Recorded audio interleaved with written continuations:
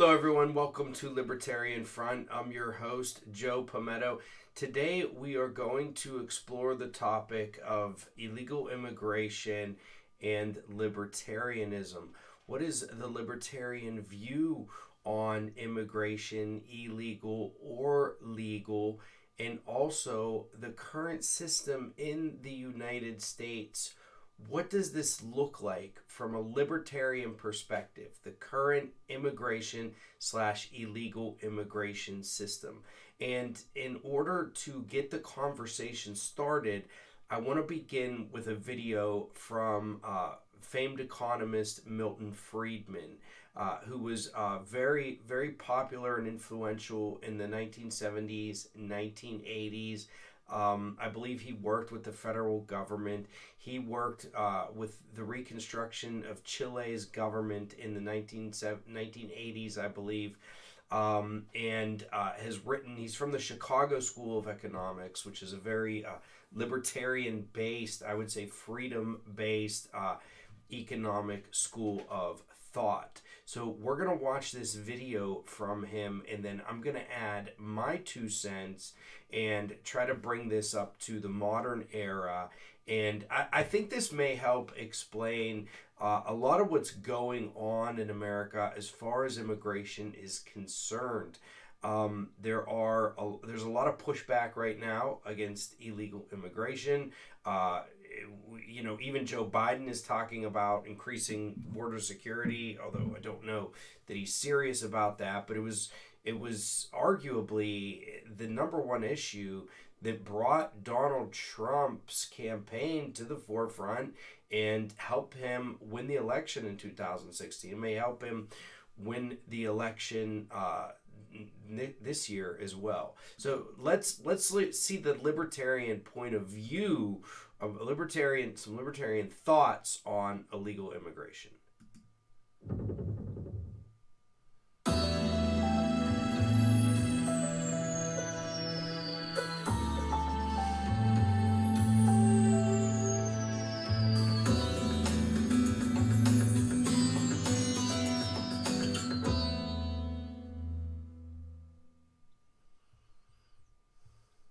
I have always been amused by a kind of a paradox.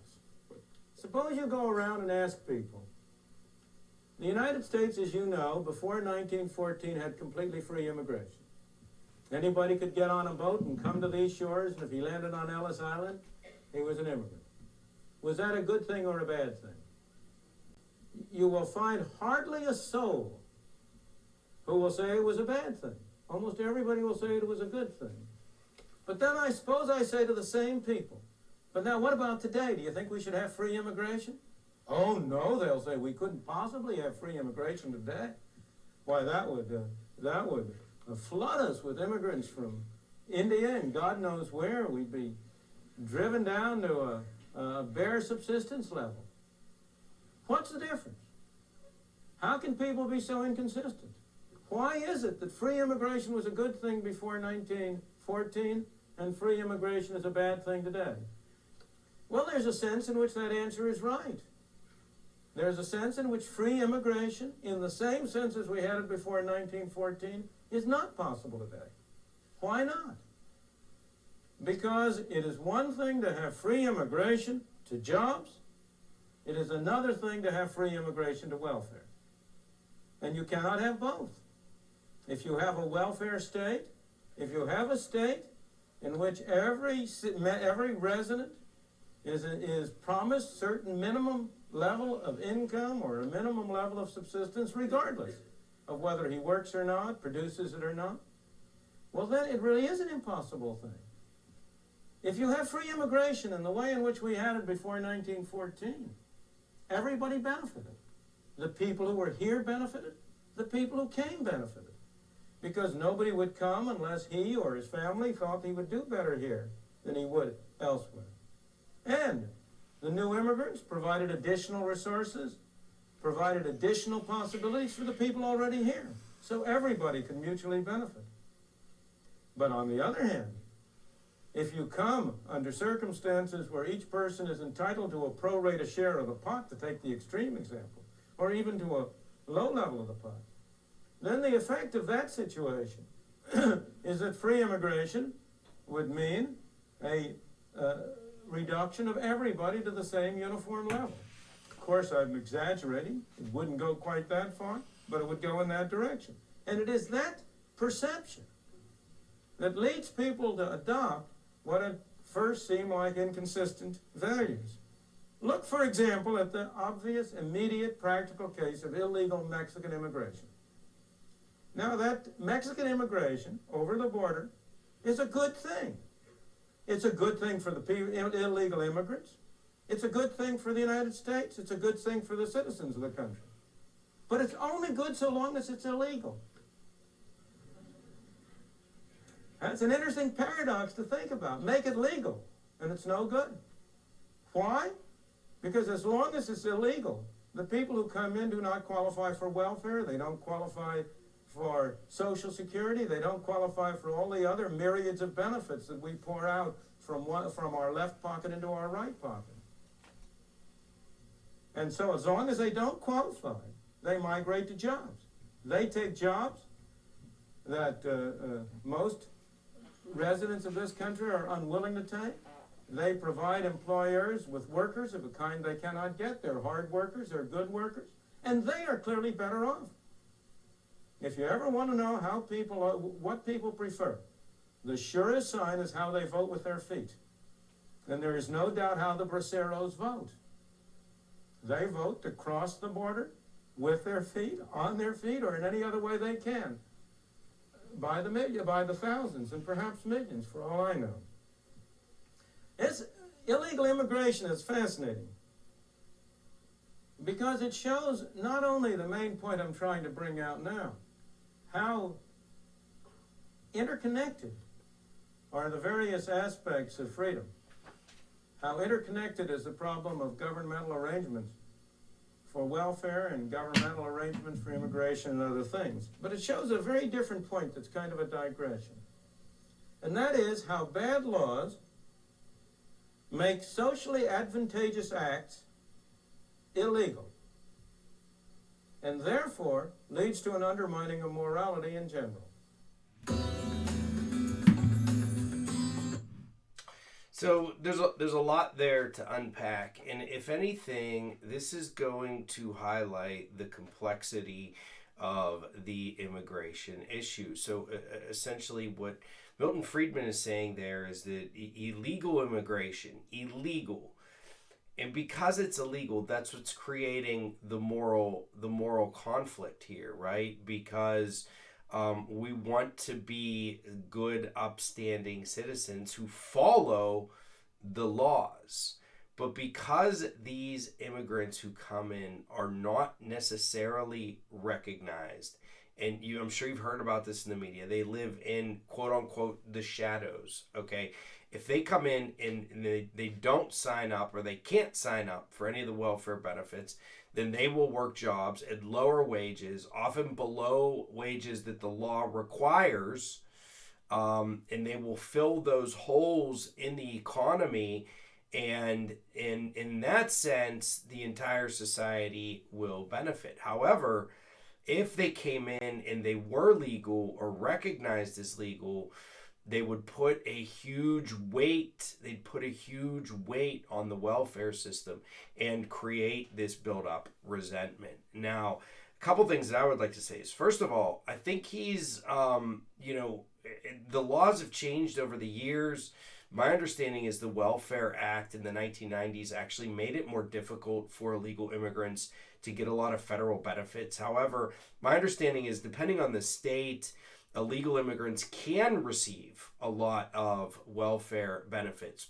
Probably not all of them, but they can receive some.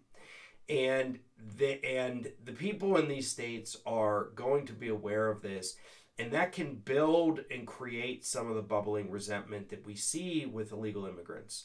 However, I would say more important than the reality of the situation, and this is true on many, many issues, and it has to do with human nature itself, is the perception. So the perception of the impact that illegal immigration has is probably more important than the actual impact that they have.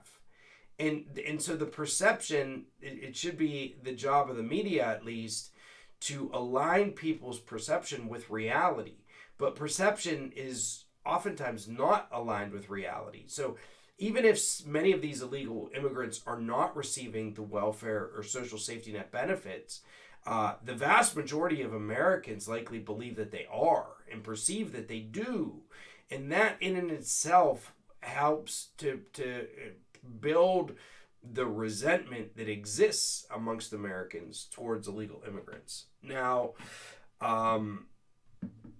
this perhaps is a bigger part of the problem than anything. Again, is this perception that needs to be fought back against.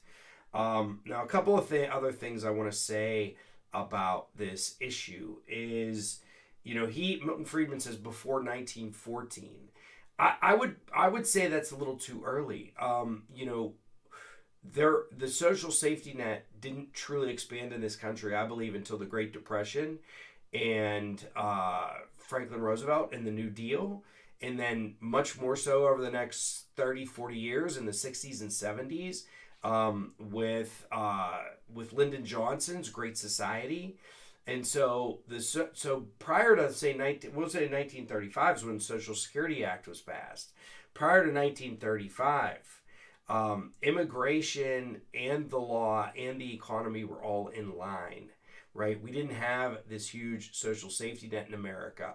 So the immigrants that came here weren't collecting benefits, and there wasn't even a perception of them collecting benefits like we have today, which again adds to the resentment of Americans at this point in time. So it was seen much more universally as a good thing, or at the very least, it was seen as something that didn't take away from or impact other irregular Americans. Whereas today, due to the existence of the welfare state, it is perceived in that manner. There's also the issue of the perception of immigrants taking the jobs away of regular Americans. So, what's the greater point that I want to get to? The greater point I want to get to, and Milton Friedman makes this point at the end, how bad laws can lead to the undermining of morality, is if our economy looked more like it did prior to 1935, and if our laws were more reflective of what they were in the past. And I'm not going to sit here and say we go back to the laws of 19. There were a lot of horrible, terrible laws that oppress people. But what I'm saying is that I think illegal immigration would be less of a hot spot or an issue if there was less of a welfare state. I do believe that, because prior to 1935, immigration was very clean. The people that came illegally, in a legal sense, the people came here, and they could work on their legal status and work their job, and they didn't have to worry about building, even though there was still resentment, for likely cultural or even racial or ethnic reasons. Okay, there was still resentment that was built, but there wasn't a perception, perhaps, that they were stealing welfare benefits, or taking welfare benefits paid for by the taxpayers that were already here. These people would come and they would start to work, and they would work their job, and they would make their own way. And they also didn't have to live in the shadows like they do today with the current illegal immigration system. And so the more welfare benefits that you have as a society, the more difficult it's going to be to absorb large amounts of immigrants. And that just goes to the resentment issue, not even the cost issue.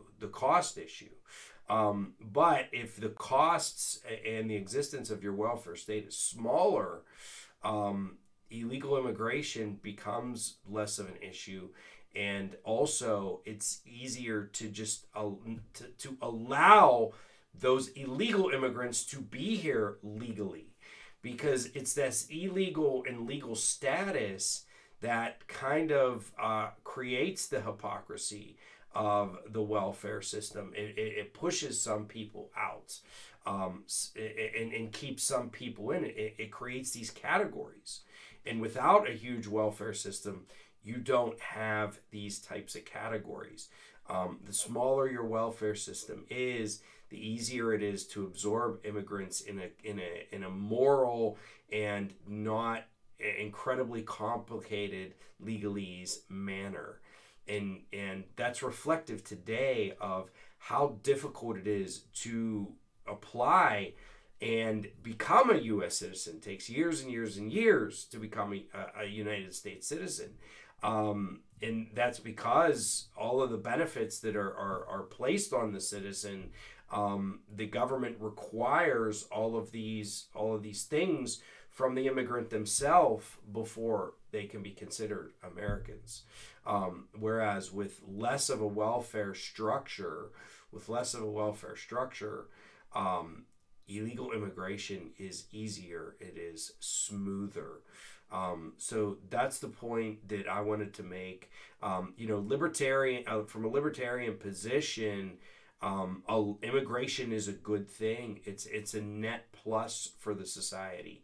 And back when our country was more libertarian in its laws, immigration was promoted much more. I'm not saying it didn't create resentment, but it was less of an issue when it comes to illegality and legality in immigration that could occur, say, prior to 1935 or prior to the 50s or even prior to the 60s. Nowadays, with a much larger welfare state, it's creating much more of a paradox than it did in the past. So I hope you learned something from this video. I hope this gets the juices flowing as far as libertarianism and legal immigration is concerned. I'm going to explore this topic more. If you like my content on Libertarian Front, my name is Joe Palmetto. I hold a bachelor's degree in political science, an Asian studies certificate, and also a law degree. And so I've studied the law, economy, and politics for a very long time. If you like my channel, please like, subscribe, and share. Great way to support the show. All right. Thank you very much.